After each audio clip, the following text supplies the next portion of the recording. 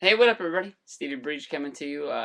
Last night's Monday Night Raw was all right. I didn't really get the announcing. Yeah, it seemed like the three announcers were fighting and sort of like making mistakes and picking each other apart a lot. That was the one thing that sort of bugged me throughout the whole show. Sort of put me in a bad mood once the main event finally came to that point. It seemed like the main event started way late. They were way over the hour. It seemed like, and the main event suffered for it. It seemed like. They just sort of pushed that whole match together just to get it out of the way real fast, and then they cut to the back with CM Punk and Triple H. Triple H told CM Punk that the match with Kevin Nash was off and that he was replacing him, and the whole thing really got no time for it to sink in. They just went to the black screen, and you're sitting there questioning yourself like, what? I didn't understand that at all. I mean, it just seemed like when Triple H took over the position of COO of the WWE that he was, going to be making the day-to-day decisions, for the WWE right now. It seemed like, he came face to face with CM Punk a couple times where it looked like they were actually going to come to blows. And he made it seem like that if he did hit CM Punk, he was going to lose his job. He was going to lose his position. And that he really wanted to do this job, for the fans. Of course, at that time, he was trying to perceive himself as a face. We haven't seen the full-on heel turn, but I think a lot of us has been seeing it coming for a while, and I think that Punk really took that step as a step away from being the heel, and I think he took the step into being a face. Last night, I think that's why they had the whole match with The Miz, which was good, wasn't great, was missing something. I'm not 100% sure what it was. Maybe it was the crowd wasn't really 100% into it. I had to remind myself pretty much halfway through the match as it was happening that CM Punk was a face now. I don't think they really gave us anything to lead into that. Maybe this match with The Miz was supposed to get into people's heads like it got into mine and sort of like, oh yeah, he's a good guy now. We never really got to see that saving grace moment for CM Punk. He just sort of did it, with the microphone and going up against going up against Nash and Triple H. I guess that's what, sort of turned him on paper.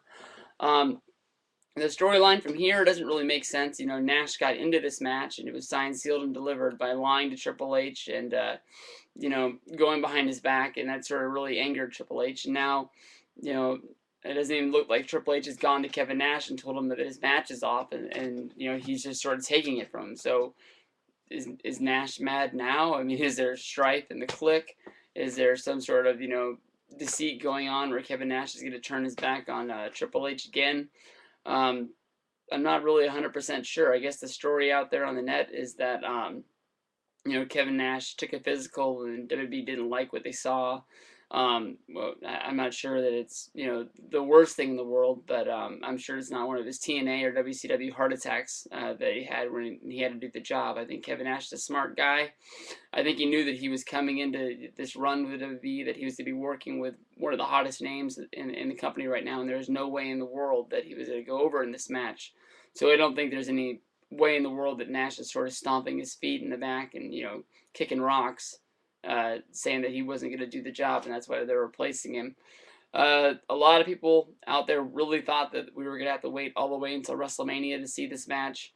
Some people had it booked for Survivor Series. One way or another, I still see it as being just pushed along the way. It seems like I guess we have 3 weeks. I think Night of Champions is September 19th. There's still a lot of Monday Night Raw to book, and there's still a lot of storyline to fill between now and then. But I don't know. To me, this does seem pushed, rushed. I've said this a couple times, and WB's find a way to pave the road and made an awesome storyline out of it. When Vince was crying, I threw a temper tantrum pretty much, and SummerSlam turned out great. I'm not saying the pay-per-view is not going to be good. I know tonight we have a big Super SmackDown show that's going to be really good. So I'm just wondering, anybody else, how do you feel? I saw one video with somebody saying this is going to lead to the return of the NWO. Nobody loved the NWO as much as I did. I just that stuff blew my mind back in the day, and that was one of the biggest NWO marks there was in the world. If you can remember how much I was loving the Nexus last summer, I was loving the NWO maybe 3 times as much. But no way in the world. I just don't see it. Um, you know that you know, they say that X-Pac has, you know, hepatitis or whatever. They're not going to allow him to come back. Scott Hall's in no condition to come back. Hogan's in TNA. His contract's expiring, but there's no way in the world I don't see him not signing with TNA again. So there's too many guys that are, stuck in other places, retired, or just not in the places to come back. There's no way in the world you can have a one-man NWO with Kevin Nash. I did think it was pretty cool that they gave him his theme, but way too many other things. And you can see that when they plugged in Booker T and Shawn Michaels, the NWO just didn't work the same. And it's just not 1996 anymore. It's 2011, almost 2012, and no, it just, no, not gonna work.